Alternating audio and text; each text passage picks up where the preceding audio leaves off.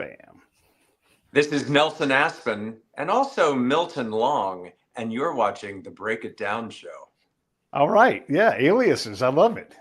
So Titanic is just stuck with us, right? There's been thousands of shipwrecks that don't mean anything to us. We don't think about them at all. But man, that Titanic story is so packed with emotion and history. And what is it about that shipwreck in particular that sticks with us, makes us want to make other things about it, even fiction, nonfiction, whatever? What is it about the Titanic sinking that sticks with us? The eternal question. And that's why I introduced myself not only as Nelson, but as Milton, because Milton Long is the passenger with whom I share a very deep connection. And he passed away on April 15th, 1912, on Titanic's maiden voyage. And we all ask ourselves what it is about such a monstrous tragedy that has become so timelessly romanticized. I don't know, there are dolls and books and movies and you name it. It has become like a Gone with the Wind was to the Civil War. And yet we have to remember it was this really global event of epic, disastrous proportions. And even now, as recently as less than 2 years ago, when the submersible imploded, when it was taking Titanic tourists down to see the wreck, it's still a dangerous and sad story. But it is immediately compelling. And what I find fascinating, Pete, immediately after the sinking, it was sensationalized in books and magazines. There was a silent film actress on board named Dorothy Gibson. She made the first Titanic movie of her own experience surviving the wreck, wearing the very clothes she was wearing on that night. And each generation seems to get a jolt of Titanic fever. Walter Lord wrote the definitive book, A Night to Remember. That got everybody amped up about it. Then they made a movie version of A Night to Remember, and another one called Titanic with Barbara Stanwyck and Clifton Webb. Boom. 1985, Robert Ballard, the oceanographer, discovered the wreck. That was, for me, a very pivotal moment because it rejuvenated all of my natural excitement for Titanic. And then forget it. James Cameron, 1997, the Leonardo DiCaprio, Kate Winslet movie, that will forever introduce the story to generations of fans. You've got 6-year-olds, 10-year-olds who are captivated by the story. It is remarkable. I remember where I was when I heard that they had found it. And I was just a kid. I was washing dishes at Kentucky Fried Chicken. Wow. And I had my arms all the way deep, grabbing, chicken pans out of the thing. And someone came in and said, they found the Titanic. Like we've been waiting 80 years for this to happen, or 70, I guess, at that point. And then it quickly got back to me back in the kitchen. And I'm like, wait, what? They found the Titanic. And it was like amazing to me, So it's just such a funny thing because it does have this impact on us. And I was so gripped. It's still funny lives. While we're still on the subject of finding the wreck and Dr. Ballard, I've always had this connection to Milton Long, this particular passenger. And my book is about Milton Long and our connection. I sort of fill in the gaps about his shortened, abbreviated, sad life. But I knew in my mind, whether or not you believe in the metaphysical of reincarnation, but I knew there was a connection with Milton. And that week that Dr. Ballard had found the wreck, he was arguably the most famous man in the world that week. He was on the cover of every newspaper and every magazine, everywhere. And I knew something inside of me said, I have to reach out to him. That, they had pinpointed the wreck, but they hadn't made a dive. So I knew I had to somehow be involved. I tracked him down at the Woods Hole Oceanographic Institute using that old-fashioned tool, the phone book. I got him through the phone book. I get on the phone. The receptionist says, who's calling? I said, we used to have phones that you hold in your hand, like with wires and things. And I said, this is Nelson Aspen calling for Dr. Ballard. Please hold. He comes back on the line and he says, hello, Milton? And he addressed me as Milton, and that's when I What? knew. Yeah, that's when I No. knew my woo woo metaphysical paranormal connection wasn't just mumbo jumbo. We are absolutely going to get to your reincarnation thing. And this is a great tease. We're going to come back to that. But I want to, before that, when you go to these exhibits, I was at the one that was in Vegas. I don't know if it's still there or not, but they had that one in bodies together. And then last year I went to the one in Seattle. I had one of the Titanic experts on the show, so I do my own exploration. You're a And I'm Titaniac. always, Just admit it. You I'm a, are a I'm a, Titaniac. I am. My next door neighbor loves the movie Titanic. We talk about that whenever we see it. But the thing that always interests me is, and because it's just a treasure trove of these things, like there are these, just for example, there are these Swedish dudes who don't know each other, but they're Swedish dudes and they've started their life in America and they've come back and they're going to, okay, you guys follow me by 3 weeks or 4 weeks or 3 months and everything will be set up. We're basically ready to go. And then they're gone. And the family, I just think about these incredible stories of these entrepreneurs that had come to America and established it, saved up enough money to take the Titanic back, all these things, or their families on the boat. There's so many of these stories where you can just follow off in that direction, whether it's Milton or Lars Larson or whoever it's going to be. And I'm making Lars Larson up, but there are a lot of people on this boat for a variety of reasons going, and then that's it, snuffed out. And whatever was going to happen in your life is over. And a lot back then, you were a lot more reliant on each other to survive and to get through the next day. So there's drama in every cabin. It's not just steerage, it's all of them. There's so many neat things to talk about. And you sex. wonder, like, all these what I ifs. love telling people, you forget, these were human beings. We're just like we are human beings today, although they were living in a very repressed Edwardian time. But there was drama and intrigue and passion and lots of scandalous stuff was going on Titanic as well. We didn't live in a TMZ world the way we do today, where we know everything. So it's exciting to uncover the past, and we do that through a lot of these exhibitions as well. Yeah, it is amazing. So the reincarnation piece is interesting. One, because we just don't know, and there's a lot of evidence that it's out there. But also something like this, where like these lives are unexpectedly snuffed out, these spirits have to go somewhere, and if the inn was full up in heaven or whatever, and they're like, you guys got to hang out or something, you can kind of rationalize your way into this being a big moment for a lot of souls going into new bodies, right? And it just makes a lot of sense. So talk about Milton, and when did this notion first come to you?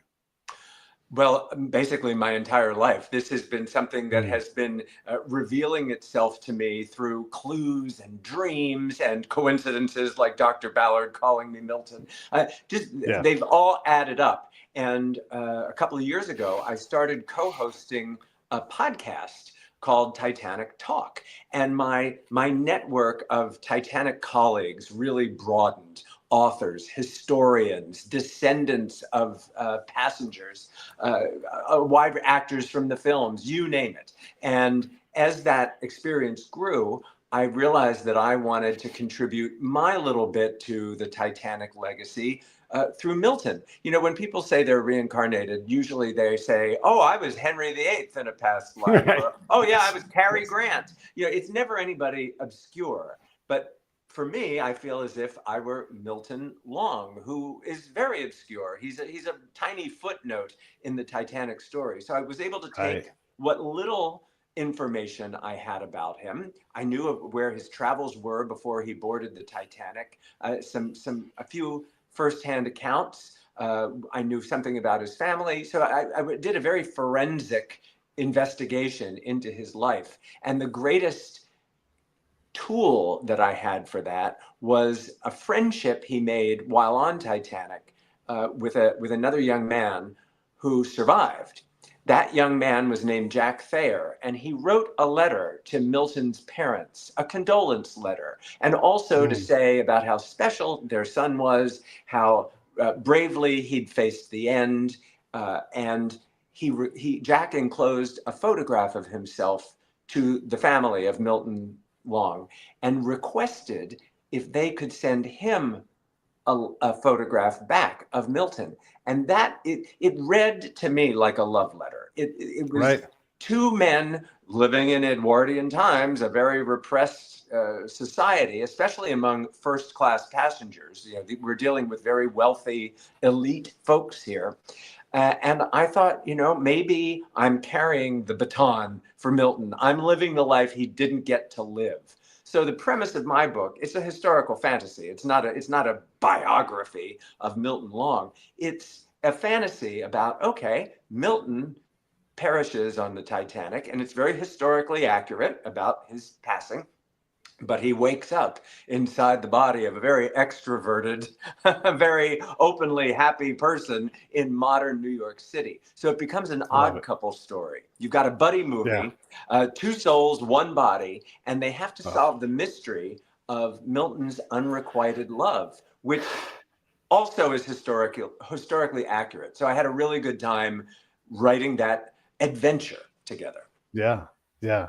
I had David, I don't know if you know David Milburn, but he and his partner collect old photos that they go and like, look at these two guys. There's a little bit too much love in this. And so these are like forbidden photos, like, because oftentimes in a photo booth or in a private setting, and they all have these incredible stories attached to them, whether that story is known or you just look and it just screams out of this photo, because, you know, obviously these earlier times you weren't able to be as open, if at all open, right? And there's that subtle hand on the thigh or whatever it is in these photos, and it's remarkable to think about these stories. They're so touching. They're so touching, and you see once you look past the period clothing or style of hair or a mustache, but if you can just see the human beings, you see that it's really always been the same, and that affection and love and passion has always been the same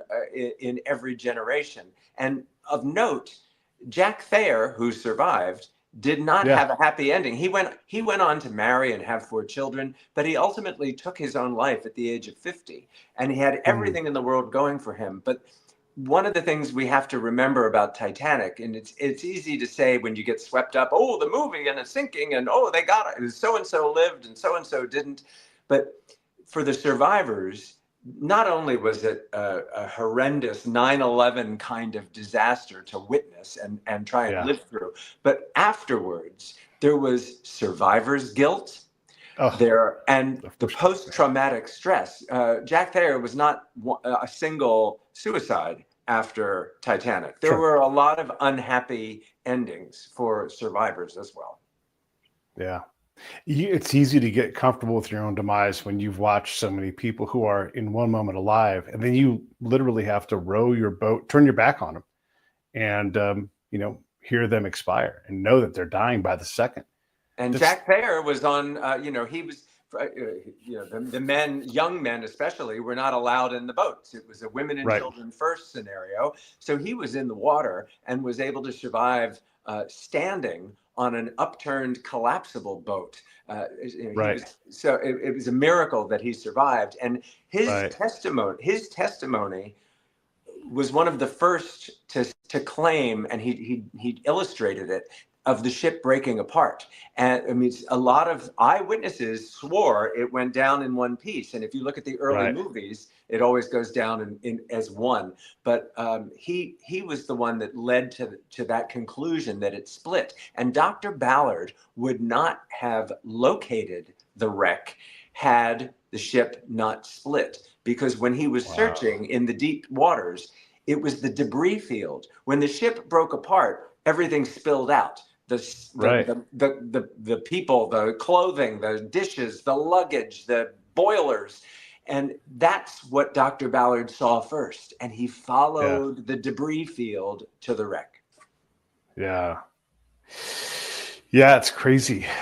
You think about, again, these lives, whether they were extinguished on that night or they go on and they do whatever they can to, and look, maybe some people were fine, but most everybody was irreparably harmed that night, you know, and some never got over it. No. And we forget about that. That's not in the drama of Jack and his girl, you know, the kid from steerage with the first class girl who's got a husband, you know, we lose track of that. Yeah, Kate Winslet's character went on to live to be 102 in the form of Gloria Stewart, and was wearing her diamond till the very end. So but that's good soap opera, and Yeah, everybody likes a good story. And I've done that with my Kindred Spirits. I mean, it's a historical fantasy, and it is to be entertaining. It's sure. juicy. It's got some steamy scenes in it. For Titanic fans, they get to interact with some of those famous Titanic characters like Molly Brown and Bruce Ismay, but it's Yeah. also a very modern story. Mm. It is a modern story. When you think about your connection to the movie, does anything else jump out at you, like the Milton angle? Were you looking for Milton? What did the movie? When you look at that movie, Titanic, the 1997 one, what does that mean to you? Like how does it move you? Well, I went and saw it 8 times in the theater, so obviously I was Yeah. enthralled. I was less enthralled with the story, the Romeo and Juliet sort of contrived story, but I was Hmm. very captivated because I'm such an ocean liner fan that I was very captivated by the art direction, by the cinematography, by the wardrobe, by the attention to detail for even down to the extras. They got etiquette lessons. They all knew how to fold their napkins, how to bow or walk through a doorway. And I really appreciated the attention to detail that Cameron put into that aspect of the film. Yeah. Interestingly, my podcast co-host was an actress who worked on that film. Oh, Uh, no kidding. she had a featured role in the film, and she pops up. First class woman was her name, but she pops up throughout the film as part of the community because it was like a little town on board the Hmm. Titanic. She's a citizen of that town, and I remember in 1996 we were living in Los Angeles, and she's like, "Oh, I've got this audition, Nelson, for this Titanic movie, and Hmm. James Cameron wants us all to write a monologue from the point of view of a passenger." She goes, "I have no idea." Now, keep in mind, this was before everybody had Google in their hand. So Right. she knew I was a Titanic buff. And I said, "I'll help you write your monologue. I know exactly who you should be, and come into my library and let me get the books and images for you." And she got the part. So, and here she is, 7 years later, still dining out on the success of Titanic, as we Oh, as she well should be, as everybody is, including James Cameron. yeah. We're coming up on Titanic Weekend. Let's talk a little bit about that, and then I want to get into the book a little bit too. Well, Titanic Weekend, I'm kicking it off. I'm flying to Los Angeles to go aboard the historic Queen Mary, which is now docked in Long Beach, California, and they've turned the beautiful old ship into a hotel and I don't know, a convention center. It's got nightclubs, Right. it's got restaurants, it's got everything. And Titanic Weekend is the name of basically a Titanic convention, and I'll be joining other authors, historians, podcast hosts. There's an expert on Edwardian style, so it'll be really a nice way to do that. And wrapping up on the Monday with a memorial service in the ship's chapel to remember Mm. everyone. And they asked me if I'd like to do something, and I'm actually going to read the inscription from Milton's tomb. His body was recovered, and he was interred with his parents in Massachusetts. Sadly, there were 8 plots because I assume that his parents thought they would have more children, and they never eventuated. It's just Milton and his parents there. So it'll be very Yeah. touching. And from there, on the actual anniversary of the sinking, April 15th, I will be in Los Angeles at my old stomping grounds, the Four Seasons Hotel on Doheny Drive, and I'm going to have a book signing at the Four Seasons on Tuesday the 15th from 4 to 6 in the afternoon, a little happy hour. We can celebrate the good things that Titanic has brought. I always point that out. While it was a sad event for sure, but look at the generations of explorers, artists, authors, uh, Yeah. history buffs. I mean, the silver lining, if there is one, to this kind of disaster is that it has made improved safety conditions for all people at sea. And it has spawned such interest, creative interest, that a lot of great material has eventuated out of that sad day. Everybody sees me popping off the screen. I'm over here trying to get these links up. So let's do this real quick. You all know what I say. Buddy read, buy two. There's the link for the book. You can go there and get that, and it's fantastic. And we also have here the link for all the details on Titanic Weekend. Now, is your book signing listed on Titanic Weekend, or should we put a link up for that too? Yes, I think it is. The signing at the Queen Mary is there. So Titanic Weekend is in Long Beach this weekend. And then Tuesday in Los Angeles at the Four Seasons on Doheny. Then I'll be then I'm on the move, baby, because I'm you're on the move, baby. Come back to New York. I'm going to do a couple of events in New York. I'm going up to Boston to a Titanic exhibition in Boston, May 14th. I'll do a signing there. I'm going to hit Baltimore because Baltimore is a very nautical town. I'm doing that in July, and it's funny because the simpatico of Titanic always finds me. And I was at one of my favorite places in Baltimore. It's called Gia's Italian Restaurant in Little Italy. I'm having some chicken parm and talking to Gia, who's she's like got to be like my mother's age, whatever. And I'm like, yeah, Gia, so I got a new book about Titanic. She's like, did you know I came over on the Andrea Doria? I'm like, you've got to be kidding me. Wow. So all the connections. And then I'm ending up in London at the end of May. I'm ending up in Australia in December, but the big thing for me that I'm really excited about, and I'm excited about all of them, but at the end of May, I'm going to Belfast, Ireland, where to the very dock, shipyard where Titanic was built, in Belfast at the Harland and Wolff shipyards. And the last time I was in Belfast was like 20 years ago, and there was nothing there, a couple of cranes. It was very, it was depressing because it's like, where's the memory of Titanic? Since I have been away, they have built a world-class, unbelievable Titanic museum. Thomas Andrew, the designers, his offices are now converted into the Titanic Hotel in Belfast, where I will be doing a book signing in Thomas Andrew's offices. And they've built a Titanic Distillers where I'll be doing a signing. And it's perfect because the book is called Kindred Spirits, and they have a Titanic alcohol called Kindred Spirits. So is that coincidental? How'd that happen? My life, you could say it's coincidences, right? But my whole life is coincidence. It has been like that my entire life. My dreams, my passions, happenstance. So I don't know if you remember, if you were a Seinfeld fan, there was an early episode of Seinfeld where Julia Louis-Dreyfus says to this woman, "Oh, it's a coincidence." And she says, "There are no coincidences. There are no big coincidences or little coincidences." Yeah, and it's really true. I don't think there are coincidences. I think it's all orchestrated by something or somebody else. It's happy when it turns out well. Yeah, exactly. I'm curious about Milton. So when you are called Milton by the guy who finds the Titanic, when that happens, did you already know you and Milton were the same, or how did you find Milton? How did Milton find you? Is there a Genesis moment on this? Yes. Well, actually, yes. And it was before, I mean, Dr. Ballard just sort of confirmed my suspicions. But I had, and I go into this in the book, all the sort of the path. But it started as a kid. I was hyper fascinated, bordering on obsession with ocean liner disasters. And it didn't matter if it was the Andrea Doria, the Lusitania, the Titanic. I was very captivated, and I have the tattoos to prove it, with the Poseidon Adventure, the 1972 film from Irwin Allen.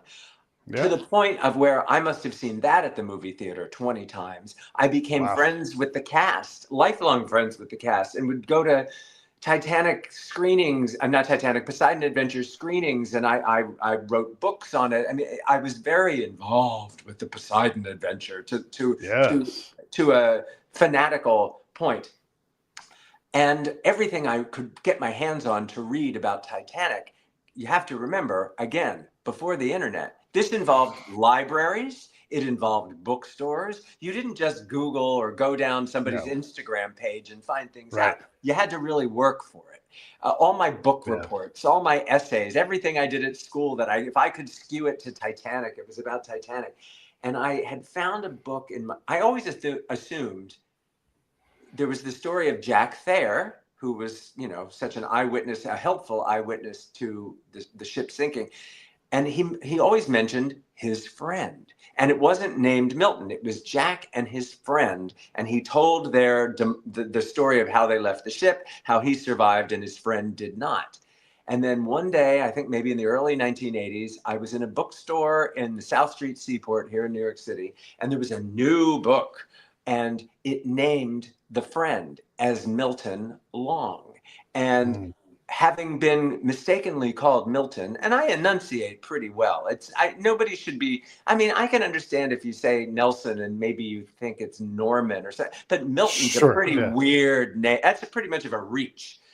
So when I saw Milton, it made sense to me that and the way Milton's death was described by Jack is exactly the recurring dream I have had and continue to have my whole life, which doesn't have anything to do with the ocean. I dream I'm sliding down a banister like we all did when we were kids. But instead of getting to the bottom of the banister and, getting off, I kept going into the blackness. It was just like the eternal banister slide. And Jack described Milton's death. Jack was the better swimmer. So he pushed himself off the deck to make a swim for it, whereas Milton, the poorer swimmer, straddled the railing, which was at an angle as the ship descended, and figured he'd slide his way down the railing till he hit the water and then swim from there. However, as Jack described it, he just kept getting pulled into the black waters. So there is, an undeniable similarity to that, I think. That is crazy, man. That is crazy. Yeah, I mean, it's one thing to slide down a banister in your dream for whatever reason, but that's how that dude goes. Does he talk about their last moments together? Like, and I mean, obviously he describes his passing, but like, at some point it's the last time you're going to speak to each other. Does he talk about that? I quote the letter in my book. I quote Jack's letter to Milton's parents. And that's a tremendous source of background information for me that says a lot about that. I mean, they had a very brief friendship. They were only on the ship for a few days, but they didn't introduce themselves to each other until the night of the sinking. Which feeds it. Milton was known as being very shy. He enrolled in both Harvard and Columbia and never graduated from either. He was very lost. He was coming onto the Titanic after a holiday in San Moritz. Very privileged, no doubt. Wow. But lost. No friends, no family other than his parents. 2 failed attempts at an education. His death certificate reads "Gentleman of Leisure" as his occupation. Meanwhile, Jack came from a railroad family and went on to a very successful financial career. Milton was really lost, but in Jack's letter, he was so touched by his quick, instant friendship with Milton that it makes me think there is more to that than meets the eye. Sure. And he was if reading between the lines, he was trying to express as much as he could under the constraints of the time to Milton's family. And I would point out that it was Jack who introduced himself to Milton. Milton, by all accounts, just didn't have that outgoing personality that Jack did. And there's one photograph of Milton that exists, and he doesn't look happy. And there are plenty of photographs of Jack, and I would point out that all of them taken before 1912. He is a beautiful young man with a wide smile, and he looks very contemporary. He looks like a modern, handsome, J. Crew model. All the pictures of him after 1912, there are no smiles. I never see him smiling again. The same with his mother, who survived. She was known as being very outgoing and very personable. And there are a lot of photos of her before the Titanic smiling, but not after. Yeah. This is an aside, but I have to mention it because we're talking about ships and sinking and everything. In my hometown lives the last living survivor of the USS Indianapolis sinking during World War II. And this will give us a little bit of a hint as to why it can be so dark for these folks. The one thing that anybody ever wants to talk to him about is the worst night of his life, and then the following 5 days, And so I had him on the show. We talked about all that, and I'm like, oh my gosh, let's have him back to not just talk about this horrible thing, because he's done other things, and he didn't have the skilled words to talk about these other times of his life. And so really he is kind of trapped in this amber of time where that version of him is him in so many times. And he's not allowed to be anything else, even to himself, and it's an interesting thing. So Harold Bray, by the way, everybody, Harold Bray got a statue in our town. We're super proud of him. And it's neat to have him there, but it definitely, there is darkness that comes with these things. You hear that a lot. You hear that a lot about war heroes and people who have served, and they don't want to talk about it. It's counterintuitive. Like my dad, he was in the Korean War. You couldn't shut him up about it, but there were, for him, it was just like one long episode of MASH. He had a great time. But a lot of the people who saw serious, terrible things, they don't talk about it. I used to, I'm a runner, and I went through a phase where I did the Honolulu Marathon every year, and it was in December. So it would usually coincide with Pearl Harbor Day. And one of my things as a history buff and as a nautical buff, I would make a lot of annual pilgrimages to the Pearl Harbor Memorial. And up until recently, there were usually a few Pearl Harbor veterans there to speak with, and it's a beautiful thing to be able to thank a veteran. It's a heavy place. It's a heavy place. I mean, I've been one time, and I was as a kid, but go back as an adult. You'll see it in a new light with the experience of time. And I remind people about this, about Titanic as well. When I love going to the exhibitions. Are you kidding? I'm there. The Boston signing is the next one. I'm still going to these things, but I don't believe that the wreck should be exploited. And now we've got, even Dr. Ballard says, we've done all the digital exploring with the cameras, and we can recreate it through AI. It's the final resting place of over 1,000 people. It's a grave. So maybe just leave it be. However, I'm also an explorer and love my artifacts.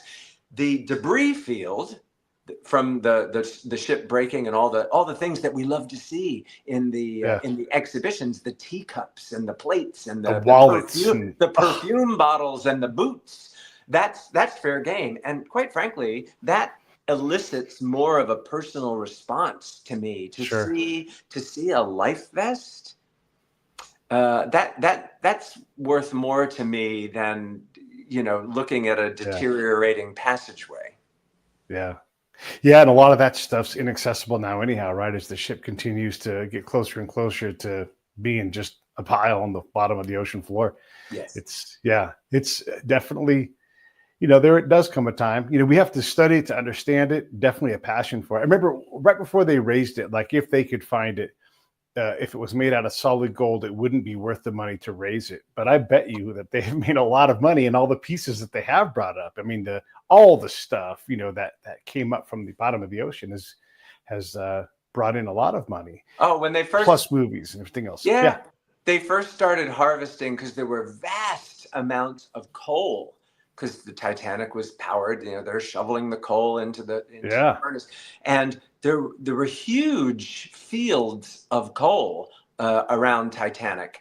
And you could buy a lump of Titanic coal that was, maybe the size of a marble. I did it. I had it in a little display case. I thought that was the coolest thing. Eventually, I passed it on to a young Titanic fan that I know.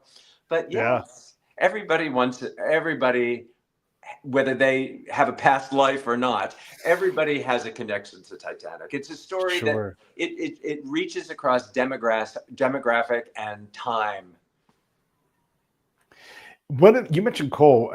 When you read books about old old seafaring times in that era, like if you had a warship and it went into a port to gather coal, they put coal in every possible spot, to include on top of the deck. It'd be loaded down because that was their fuel. That's how they lived. And if you ran out, you had to come back in. And so, yeah, coal was a big deal. We don't see that kind of, most of us don't see coal for even 1 second, right? But we still consume a lot of it. And back then it was really the lifeblood for any kind of international travel, because you couldn't fly anywhere. Not back then, at least. A really interesting aspect that a lot of people don't think about makes sense. As predicted, sirens. Yeah. Here in New York City, I either get the church bells or the sirens. So it's a crapshoot. Well, I can tell you it's not the top of the hour. So no, my point being that the steamships of the day of Titanic, they were reliant. I mean, their main business model was the immigrant trade. So to fill up third class, they wanted to capitalize on the immigrant trade. And it was that income that allowed the shipping lines to make the luxurious first class cabins and amenities and beautiful dining experiences that we associate with these luxury liners. But it was really not the case. It was that they were there to serve the third class community. Mm. It's interesting when you say that, because cruising has become a very affordable and accessible thing. Sure, you can buy like the ultimate experience, but I would say a lot of those folks, they're on their own yachts or some other kind of thing. But you go on, people rave about cruises, and these are regular working folks. And so that is sort of the progeny of that time. It's a modern recreational tool. I did 2 cruises this year, interestingly. The first one was for pleasure, and it was a yacht cruise, and that was spectacular because there were only, I think, 250 people on the yacht and just as many crew. So it was really extravagant. That was awesome. And they actually, when they found out about my Titanic expertise, and people, it seems counterintuitive, yet people who go on cruises are usually Titanic fans. They're intrigued by the romance of the sea. Yeah. So I will probably be doing a Titanic speaking something or other on an upcoming one of those. And then I was invited on the maiden voyage of Cunard's newest liner, really spectacular, the Queen Anne. And that was in January. And they were doing an around the world thing. And they hired me to join up in New York and sail down to Miami. So I was on for 3 days speaking about entertainment because I'm a showbiz guy. So I was lecturing to the passengers and doing Q&As and talking about that aspect of my career. But it was really elegant. And I said, the cruise ships that have the water slides for the kids and the zip lines, those are probably not for me. Right. Yeah.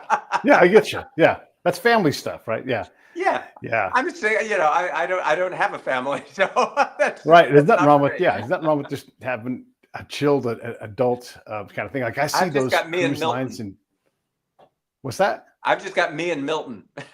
You and Milton. Right, exactly. Yeah. I find the Viking cruise down the European rivers and that kind of thing, that's just the stuff of dreams. You see that, like, how do I get on one of those boats? It looks incredible. I want to do one of those too.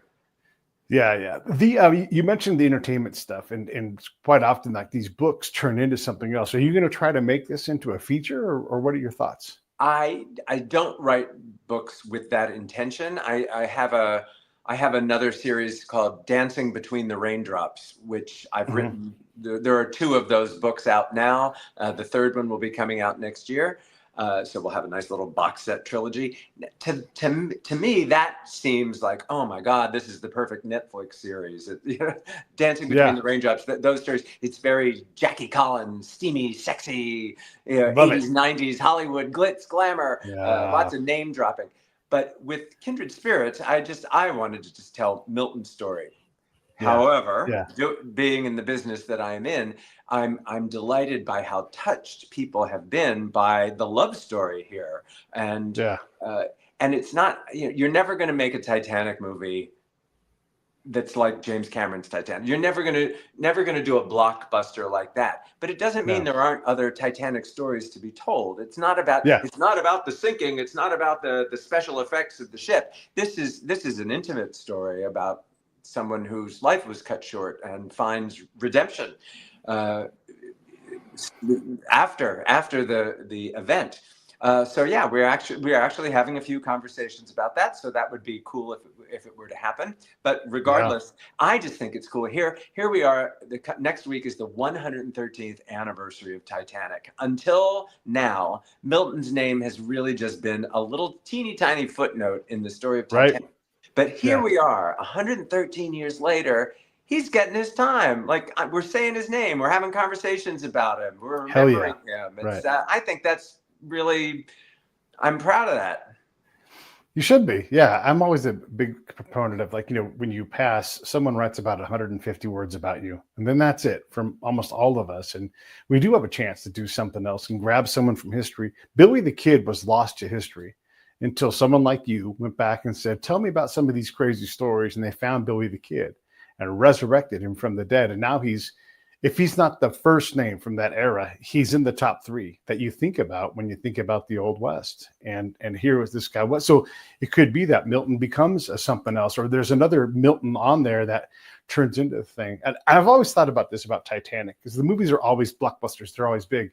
If you got in tight and just were like cabin to cabin and you told a story, whether it's weaving several families together into something where you go back to Sweden or you go to France or whatever it is, you could tell a really tight story without having a $500 million budget look like half of your budget. You really could make something that was powerful, because I like this concept. Maybe you'll get this. I like you think about like a twist of fate, right? But with the Titanic, it's a fated twist. And there's something dark to that too. And so it's always coming, right? And so wherever the story is, at some point, it's going to stop and it becomes this other thing. It's funny you mentioned that. It reminds me of, there are 2 Instagram accounts that really move me. And one is remembers AIDS victims. And every day they post a photo of someone who passed away of AIDS with a recollection of that person from someone who loved them. And it's always very touching, and it's great that they're being remembered. And there's another account that does something similar with victims of 9/11. And so every day it pops up on my feed. There's someone who passed away from AIDS. There's someone who passed away in 9/11. And they're not maudlin, depressing stories. They're celebrations of that person's life, and and I don't know. I think that's terrific, and that's what social media should be used for. It's nice when social media works the way it's supposed to. There's one of those for World War II as well, and it's not just telling the big heroes that we might know, but it's like, here comes Roz. Roz decided to give her life up as a teacher and go become a nurse. And then she did all of this stuff that, no woman had ever done, because now you've got a woman who's not in combat, but she's combat adjacent. She's flying on airplanes. She's the first person to put hands on people. They're dying, And so this channel does that. And they look at all of these people's great and grandparents, if you're old enough to have grandparents that were World War II people like me. And they tell their stories once again. And it's just regular folks who said, it's time for me to go do something great. And then they do, in their little world, they did something incredible that they could always be proud of. And it's neat to have those moments. The people, gosh, the AIDS thing was so awful. Right? It was just like all the time losing people. It was like just unceasing. Well, that circles back to my previous book, the Dancing Between the Raindrops. People were always, oh, you've had such a fascinating life. You've interviewed everybody. You should write your memoirs. And my brain's fried. I can't remember everything exactly as they happened. So if you're going to write your memoir, you'd better be accurate. So what I did is I fictionalized it. And my dad, because I was a naughty boy in the 80s running around New York City. And my dad, who was a tremendous influence on me, used to say to me every time I'd come home, he'd say, son, I don't know how you survive in New York City. It's like you're dancing between the raindrops. Yeah. And so that's what I called my books. It's Dancing Between the Raindrops. That's the first book. That's the 1980s in New York. And then I moved to Hollywood for 22 years and hadn't enjoyed a television career. So that's the second book. And then the third book coming next year is my happily ever after, when I moved back to New York, fell in love, got married, built my dream home, and became a Titanic author. Who knew? Is there another Titanic book in you? You know, it was really sad when I reached the end of Kindred Spirits, because it was like, I had set up this buddy movie with Milton and modern me. And I really liked us hanging out together. I was like, this could be a sitcom almost, a sexy sitcom, because, they were getting into, Milton was fulfilling all the things he could never fulfill in life. Yeah. However, it was time to end that. But as you said, there are there aren't a million, but there are at least 2,000 Titanic stories to tell. And you never know. But nobody else from Titanic history is going to grab me personally the way that Milton's been such my buddy. In fact, I'm a singer. And last year I did a Tony Bennett tribute show here in New York, and was very, very honored that it won 3 Broadway World Cabaret Awards, including Best Show. Dang. So I'm so busy this year with Kindred Spirits stuff. I'm like, I have no time to sing this year. Everything has to be about Kindred Spirits in 2025. And they said, Nelson, you won Best Show last year. You need to follow something up musically this year, or what was the point? So I thought, all right, I know. Kindred Spirits, the musical. I love a musical. So in July, and all of this is on nelsonaspen.com. All of my website has all my different things going on. But in July, I will be doing a cabaret version of Kindred Spirits. Well, I'll tell stories. I'll have visuals of Milton and my experiences with Titanic, and sing some appropriate songs that will match the story of what I've gone through with Milton. So we'll just keep, you find something that works, you just stick with it. Yeah, I love it. Well, I love a musical. It's fun to do. And where's it going to be? Is it going to be Broadway, off Broadway, It's going to be right here off Broadway. We have a beautiful network of cabaret theaters here in New York City, and the place where I'm doing it, and it was all intentional, since it's a cabaret show about my past life. I'm doing it at the place called Don't Tell Mama, which is where I did my very first cabaret show in 1987 with the same musical director I used in 1987. No kidding. The same manager is still working that theater as 1987. So we're all going to sort of come back together for this reincarnation story. So I'm really looking forward to it.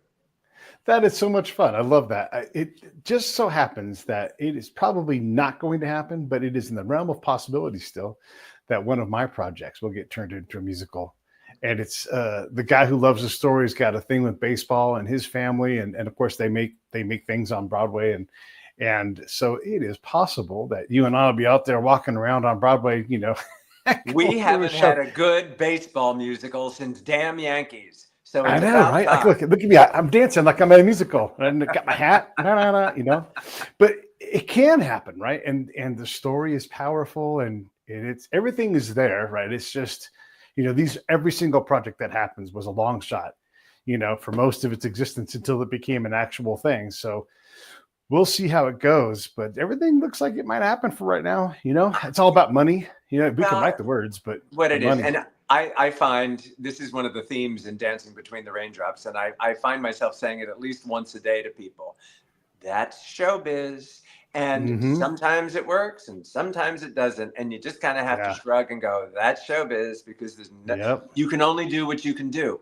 And everything else is up to luck, money, a connection, timing. It really, all you can do is what you can do. And everything else is just, that's showbiz. But you do have to pour your heart into it, right? Well, you have to pull as hard as you can. That's the thing that's crazy about it, is you have to pull until you go, that's it. Done. And even you if have it to walk doesn't on get to the next made, thing. it doesn't. Sometimes it's about the journey, not Yeah. the final result. Right. And I never, You might, yeah, over I and never over again. You thought might meet the person. I never thought I'd meet the people I'd meet. I never thought Yeah. I'd write a book, let alone 9. Right. I never thought I'd have a TV career, let alone one that went for 30 years. You just don't know. But you have to be willing to try hard, as you just said, with your heart, but also Yeah. just to say yes to Yeah. crazy opportunities that you don't think, oh, maybe that's not going to lead anywhere, but at least it's a Yeah. paycheck. Well, you don't know who you're going to meet or what it's going to lead to. Like making a musical about baseball. It's like, well, of course, yeah. Let's try. Let's see what happens, right? Because you're right. Like someone sees you work, they see the production, they see the quality of the talent, whatever it is, and they're like, not this, but this, And so you don't get to do the thing that you wanted to do, but that turns into the next thing that you want to do, and that's showbiz, right? That is exactly right. That's showbiz. Yeah. Yeah. Okay. So I want to wrap this up so that you can go on about your day and everything else, but let's really quick plug all the big things. So obviously everybody can look and see AspenNelson.com. And then I'm going to put your book link right here. Oh, Kindred Spirits. That's the most important one. Kindred's, get the book. And Kindred Spirits and Nelson Aspen, you can find me. It's so easy. Instagram, X, Threads, the website, the book signings, just, I'm really the easiest person in the world to pinpoint.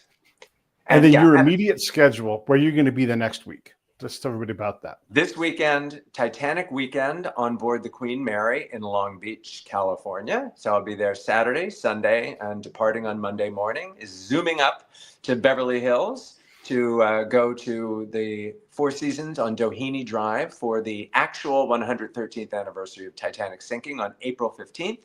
Book signing on Tuesday the 15th at the Four Seasons from 4 to 6 p.m. Then I'll zoom back to New York, and the next 2 signings are in New York, April 29th in Harlem and May 2nd in the Upper West Side. All those details are on my website. We'll, of course, hit Boston, London, Belfast, Baltimore, Sydney, Australia. So if you're in anywhere, in any of those vicinities, you can find me. If not, you can find me on social media.